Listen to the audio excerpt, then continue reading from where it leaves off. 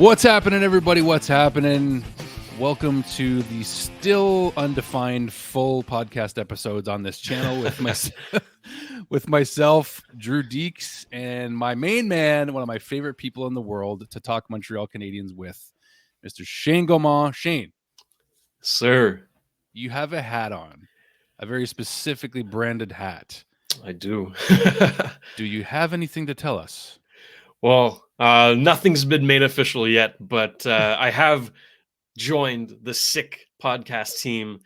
They've signed me as a free agent, so I'll be working with the big boy Tony Marinaro and the Cavallaro team over at Sick Media. I am thrilled about it. I've started already. It's great, such a good company, and we got really fun things in store. Stay tuned, folks. I'm so proud of you, man. I mean, we all are. Like all of us at Habs State feel like we're watching one of our kids grow and develop into. That's good. You know, the man that you're becoming, man. It's so fun to watch, dude. Like it's really exciting. It hasn't been made official, like official yet, but you are working with them already. Yes, and you can't reveal too much, as you said. But your role, you're already in your role right now. So that's really awesome stuff, man. I mean, Tony's podcast has been growing. Agree with Tony or not on a lot of his takes, and you know, I got a lot of respect for him. I try to keep it even keel with all the Montreal media and try to get along with everybody. So to be honest with you, like whatever you agree or don't agree with, people are watching him and that podcast, and we get good information out of it. You know, Tony nailed the Cole Caulfield contract info, all that sort of stuff. But the fact that you're joining the team, I'm so proud and just excited, and I hope the Sick podcast won't mind loaning Shane to me once in a while here still, because clearly our viewers on my channel again are really enjoying you being on here when you do show up here, Shaner. So we got a little bit of an update, so we're going to jump right into the content. The Combine, the NHL Combine is wrapping up. For those that don't know, the Combine is the physical and even mental evaluation of the upcoming drafts, players, prospects, we should say. And today wraps it up with the physicals. So between last Monday and now, though, we have gotten some information. We've heard from Kent Hughes at the Combine. We've heard Kent be asked about specific players at the Combine and some that are not able to make it. But I think we're going to start off with an interview and maybe put some Habs fans' worries to rest about drafting a certain defenseman in this draft, because we all feel like we still need to get a top 6 forward, maybe top 3 forward in this draft, being that we're picking number 5. So I want to start with Reinbacher and the fact that the information we received from somebody who appeared on the Sick podcast for the first time the other day.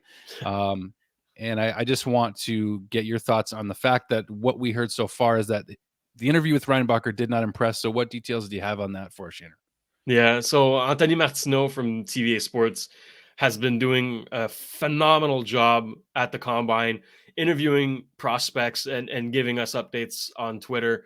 And you know, he went on the JC show on TVA Sports, where he said that his own interview with Reinbacher was very underwhelming, right? So again, we need to kind of lay the ground here and look at different possibilities of why that was. Okay, maybe he was tired. You know, it's a long day of interviews and physical work. So kind of got to give him some leniency in there. But the fact remains that, you know, he took time to say that, you know, Reinbacher was just not in it at all. Like his answers were very vague and short. I mean, he asked him if he sees himself going in the top 10, and Reinbacher straight up said no. So I get that you know, you want to be humble, but there's like, if you don't think you're a top 10 talent, then that's concerning, right? So I don't know. It's not very encouraging to hear, but the fact remains that he's still a very good player. Like he should go top 10, but that little tidbit of information is concerning. My gut feeling on hearing that, though, is that maybe he's trying to downplay himself a little bit so that by the time he is selected and by the time he is NHL ready, you know, all of a sudden this guy is the next Derek Carlson or something. You know, I'm not saying that that's what he's going to become, but Kent Hughes had some words to say about him. He was impressed with him. He said that there's a good reason why he's the top defenseman in this draft. So I feel like just my gut feel on it, and it's totally a guess still, is that Reinbacher's downplaying himself and maybe being a bit modest here. What are your thoughts on that and what Kent Hughes had to say about him? I could see that, but again, it's a strange strategy, right? Like you kind of have to have some pride in your game, you know. You gotta have to be proud of what you've accomplished so far in your career, and also showcase what you can accomplish, right? So right now it's looking like he's saying he's not going to accomplish much. And you know, if I'm a GM, I'm not liking to hear that at all. Um and I mean, if we look at the best defenseman in this draft, obviously this is a forward heavy draft, but for me, if I had to pick, I think Axel Sandin Pellikka is my favorite defenseman from this draft. I get that Reinbacher's like 6'2", 6'3", whatever. He's a big boy, moves well, good shot. But Sandin Pellikka is like Quinn Hughes 2.0. Like he's so good offensively. I think that whichever team gets him will be very happy. But that's not to downplay Reinbacher's skills, because he's a very good defenseman. But I don't know. It's his stock has dropped a little from the past few days. Now, can you say the defenseman's name again, please? Because Axel Sandin Pellikka, yeah, ASP, whatever. Just call him ASP. All right, that's a mouthful. So that's cool. So left shot defenseman, right shot. Sandy, I believe he's left. Reinbacher's right. So that's why he has a little more value. But again, you can't be drafting for positions like positionally within the first round, right? Once you get further down, okay, we have a need at defense, we have a need in net, but in the first round, the mentality should always be take the best player available, regardless of where they play. So, and you know, I don't think at number 5 Reinbacher will be the best player.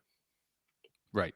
Well, that puts at least some. I'm not concerned at all. I don't think that the Canadiens are interested in a defenseman, and whatever you take from that interview is whatever you take from it. But I just think that we're interested in a top 6-4. I think the Canadiens know that. I don't think that it's any worry at all. It's just all stirring the pot and trying to, you know, create content that ultimately isn't going to come to fruition. I just don't think it's going to happen. So I want to talk about Will Smith here. And I know that I said this last time we talked, that I don't think he's going to be available at 5.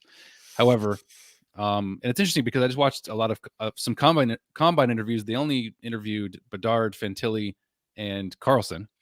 Will Smith didn't make an appearance. I don't know if it's just, you know, there's tons of interviews happening, but this was just what I gathered. But Will Smith is apparently, you know, from what we gathered from sources like the Sick Podcast and Tony Marinaro and the group there, that Will Smith, especially with the relationship that he had with Kent Hughes, that he would be Kent Hughes' first choice if available. I think that's obvious personally. Yeah. I think personally that is obvious if he's available at 5.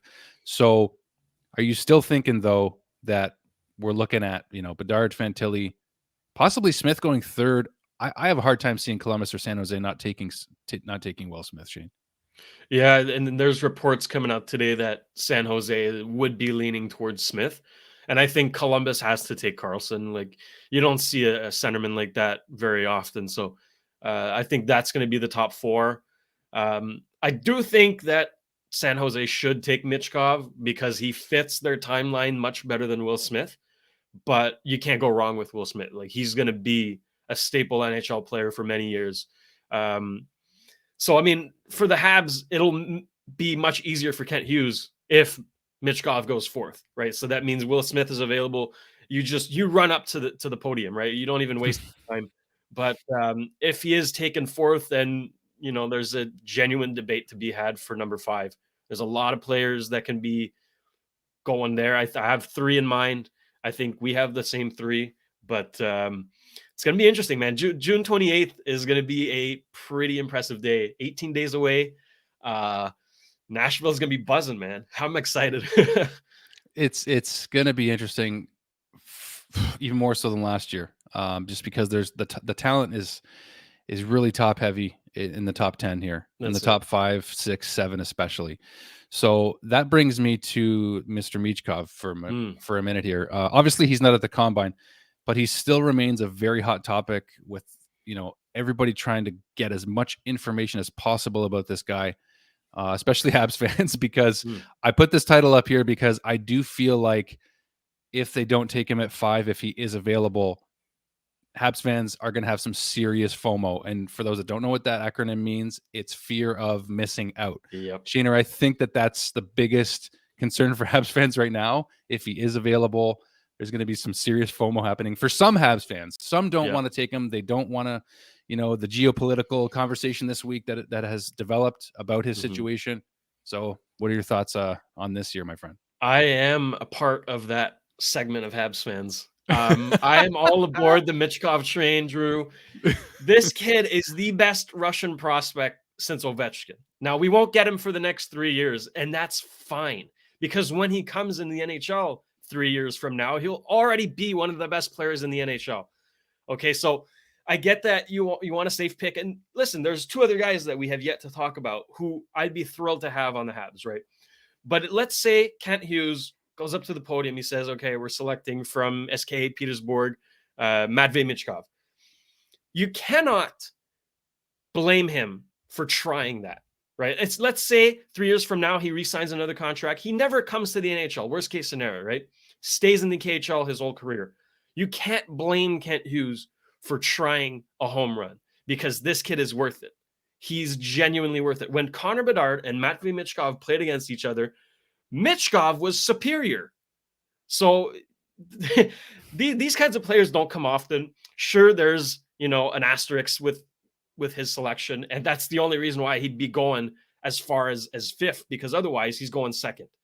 So if he was born Matthew Mitchell from British Columbia, he'd be going number 2. You know what I mean? But because he's Matvei Michkov from Russia playing in the KHL with a 3-year contract there and the stupid war going on, then that's why we're talking about him going maybe outside of the top 10, which is absurd, but it's a possibility. It could actually happen. And whichever team walks away with him, when he comes to the NHL, because I'm convinced he will, they will be very happy. And I hope it's the Montreal Canadiens. Perfect that I made I put your graphic bigger so you could really point to that logo, buddy. You know what, man? I'm not convinced that the Habs won't take him yet. Yeah. Because what Kent Hughes even said at his combine interview this week, that regardless of, I don't remember the pretext for his quote exactly, but he did say that we are planning to take the most talented player available. Yep. Michkov, we know right this moment, he's the most talented player available after Connor Bedard, maybe even ahead of Adam Fantilli. Correct? Yep. So that's for sure.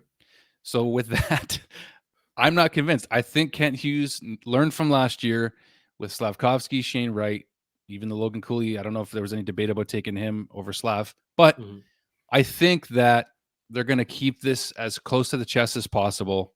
It's a franchise changing pick potentially, no matter who they take. So I think that I'm not convinced they're not going to take Michkov just yet. I understand the situation and all the explanations we've got about the geopolitical situation, but based on what we heard in the Sick podcast the other day, once the 3-year contract is up in the KHL, from what we're understanding, from what we heard from what's his name again that was on the other day? Anthony Martineau. Anthony. And honestly, the more I see him, the more I appreciate his professionalism. And I know his first language is French, and like typically that's where most of his content comes. But I'm glad I can hear him in English because I like his insight, and I like the interviews he gets and the information he provides Habs fans. So that being said, he also said that Michkov won't be denied coming to the NHL after the 3-year contract is up if he really wants to. From what we understand, the KHL is not at a point where they're going to deny a player's desire to go to the NHL after their contract has been honored. That's what we heard from there. So what are your thoughts there? That's it. No, like Anthony Martineau got a chance to talk with an assistant coach there at SK Petersburg and a teammate of Matvei Michkov to get more of a sense of who the person is, because we know the player, right? We know. We haven't seen much footage from him in the KHL, but from what we've seen, we know what kind of player he is. But we don't know anything about the person. And that, to me, was really interesting because the consensus here was that he is hockey obsessed. That's all he thinks about. That's all he talks about. And he's the first at the rink, last to leave. But sometimes he might be a little too obsessed, according to teammate and assistant coach. At one point, apparently, he just stood up in a room with adults as a 17-year-old and started giving them shit because they weren't playing well. So someone had to check him and say, okay, you're in no position to be talking to us like that. But that just goes to show his passion, his intensity. He might not have the people skills, but you know what? I don't think he'd be a cancer. I don't think he'd be a problem in the locker room. He seems to be a guy that is devoted to winning. And that's exactly the kind of player you want. Now, for his contract situation, a player of his caliber with such a high profile cannot be restrained by the KHL. Sure, they would love to keep him because he's probably making them a lot of money, but for them to keep him from going to the NHL will look really suspicious and not good at all. So I don't think there's any concern to be had with the contract.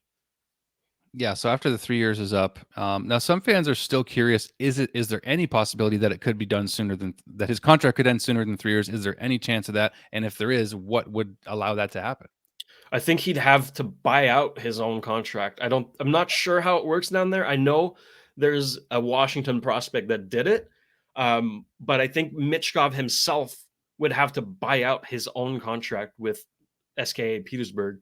And I don't see that happening. I think he'll play the 3 years and then come to the NHL. Okay. Fair enough. That's why I asked the question, because I am curious how that could work. So betting on himself potentially. But, and I feel for the guy too, just losing his dad. I mean, that's just that's horrible. And that's why the situation over there stinks. And you mentioned the stupid war. Well, you're right. It is stupid no matter which way you look at it. So that being said, this guy is going to be in the NHL. And the one gentleman who was interviewed at the Combine the last couple of days said that he is convinced, of course, that he will be selected in the first round. So somebody is going to take this guy. And I'm not convinced that it won't be us yet. I'm not convinced that's a good thing, because we just don't know. And that's a good thing. That's what makes the draft exciting.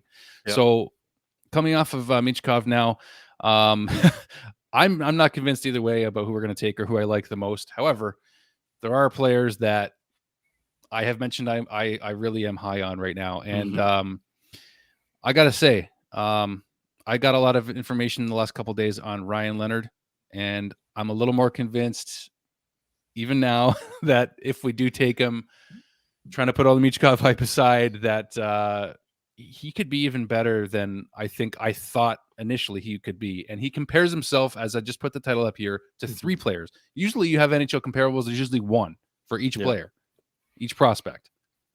Ryan Leonard likes to compare himself to Matthew Tkachuk, Zach Hyman, and Alex Tuch. 3 guys who all had career years this year. Okay. I know that Ryan Leonard it's too young. I'm a fan at the end of the day. I'm not a scout, so I realize that. But I did like this interview. I'm going to pop up the image here that he had with Mark Masters of TSN just this past week. I just found it. It was about a week ago that this interview was conducted, and I didn't even know about it. And frankly, I didn't think it had enough attention on it. I was surprised that it didn't have more views. So I gathered a lot of information from this interview and learned a lot about Ryan Leonard really quickly. And actually, it's one of the only interviews I actually found with him. So the comparables I mentioned, Shane, what do you like about initially the comparables to the kinds of games that these guys play? That's it. He's one of the 3 outside of Will Smith that I'd be thrilled if the Habs take. To compare yourself to Matthew Tkachuk, who has been a revelation in these playoffs, right? We knew how good he was before, but these playoffs this year, he's been bar none the best forward, for sure. So to know that he has that same intensity, that same drive for winning that Matthew Tkachuk has, that same physicality. I've seen a highlight clip of him hitting. Okay, Leonard can throw the body. All right, he's a big boy. So that's encouraging. That's very exciting. And I like the fact that Kent Hughes, when talking about Leonard, mentioned the fact that he's similar to the Tkachuk brothers, kind of twisting the knife about that 2018 draft where we passed on Brady. Yep, still hurts, but you know what? That gets the fans excited. It's like, okay, we might have a chance at like another sort of Tkachuk player. And I'm sure if we take him, we'll be very pleased with the result. He's, an adaptable forward. He can play wing, like he can play center, and all sorts of situations. Right, he's efficient. So I'm very high on Leonard for sure. Yeah, I got, even it sounds like a drug. I got even more high on him in the last couple days. Namely this morning when I was looking into this interview and hearing what he really had to say, because you get a gut feel about players. And initially when I watched him, I was like, this is my guy. This is the guy I'm really high on for the Canadiens to take, and I'd be thrilled if they did. However, now hearing more of the character side of things, sort of like what the combine is for, is the physical and the mental aspect of learning about these players as people and as players. Mm-hmm. I got some quotes here from Ryan Leonard in this interview with Mark Masters, and I really liked what I heard. First off the beginning, right off the top, whatever club gives me a chance, I know I'll make the most of it. This one I actually made a title out of, and I really like this quote. I don't like to lose at anything. So Mark Masters specifically asked Ryan Leonard about his ability to win puck battles. Okay.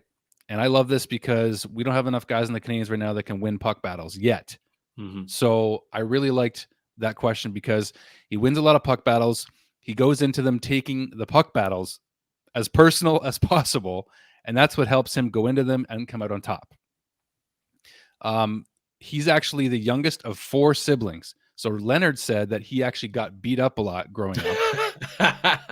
Okay. Oh boy. And that helped him to create his competitive nature and his hate of losing. Wow. So he's got a high motor, determination, intensity, and on top of all that, the scoring touch. Mm-hmm. So then you got the comparables to these NHL players in Tkachuk, Hyman, and Alex Tuch from Buffalo. And he's also a good skater. He's got a good first, like he's got explosiveness too. So like there's a lot to like here from this player. And the more I talk about him, the more the consensus is, let's say Michkov gets selected 4th, before Montreal. And that would I think that would make the pick of Ryan Leonard even more at ease if Michkov's not available. However, Shaner, if Michkov is available at 5, I'm glad I'm not making this decision because it's a tough one. It is a tough one. Yep. Character-wise, Leonard checks out for me. Also playing with guys like Will Smith and even Wayne Hudson. I mean, like Leonard scored the game-winning goal in what was it, the U18s or U17s? U18. Thank you, U18s. Yep. And that's just one, goal I'm talking about. But the guy scored 51 goals in 57 games, this season. So like that's all these things I just mentioned, Shaner, and the interview information I just gave to you. How do you feel about him now?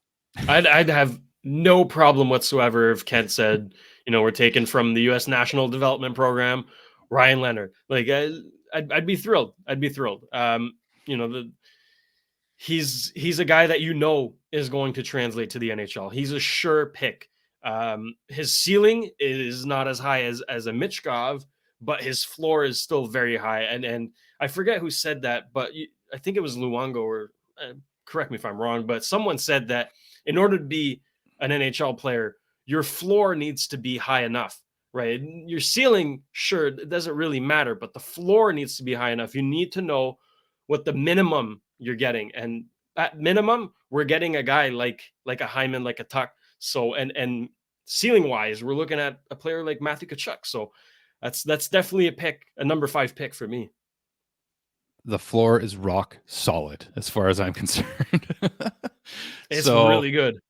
The ceiling is really high for Michkov, but the floor for Leonard, for me, it's a firm foundation, man. I feel it in my gut. I don't have a lot of strong feelings all the time. I'm still learning. I'm not convinced that the Canadiens aren't going to take Michkov still. I don't know, because Kent, he says they want the most talented player available. However, I really like what I'm hearing from Ryan Leonard the more the days go on here, my friend. So that's where I'm at. Now, it is a little quiet, though, on another player, Zach Benson, in terms of the combine this week. At least for me and you, I'm not hearing a ton on him. I know that the talent level, though, is pretty high. So where's the floor and ceiling for oh my gosh, I already for Zach Benson. For Zach Benson, thank you. Where is the floor and or ceiling for Zach Benson for you right now? And have you heard anything on him at the combine? And like, is there any more information that we can glean? Because I certainly haven't heard much. Well, the only tidbit of interesting information that I found was his height. So a lot of people were talking about him, how he's too short, all that stuff.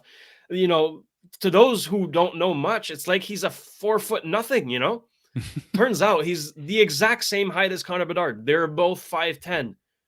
So height-wise, it's not a problem. Okay, sure, he's not the biggest dude, but the skill level is off the charts, right? He was on a team with Mathieu Savoie and Connor Geekie on the Winnipeg Ice, and he was the best player on that team. So that goes to show that he definitely deserves a spot within the top 10 in this draft.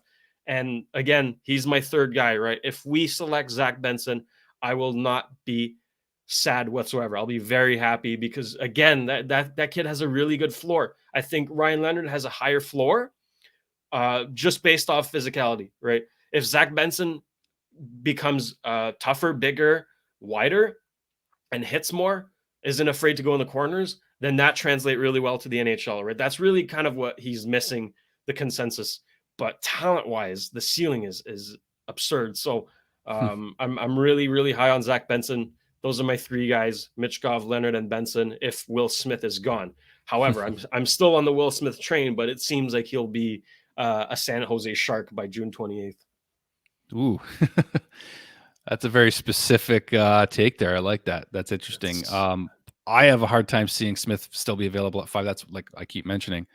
So I think it's a good bet to make at this point. But with Zach, yeah, I love the motor. I love, like I just mentioned, everything on Ryan Leonard. I know I'm kind of, boxing him in here.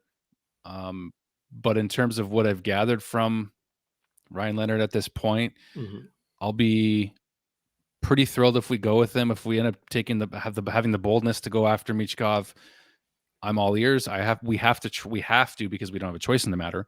Trust Kent Hughes, Jeff Gorton, all the guys behind the scenes, Nick Bobrov, if you want to talk Michkov, all these guys that are helping to make this big decision, this huge decision for the Canadiens at this draft. I don't envy the position because I'm glad that it's a good problem to have, though, right, buddy? Like having all this talent to choose from, right?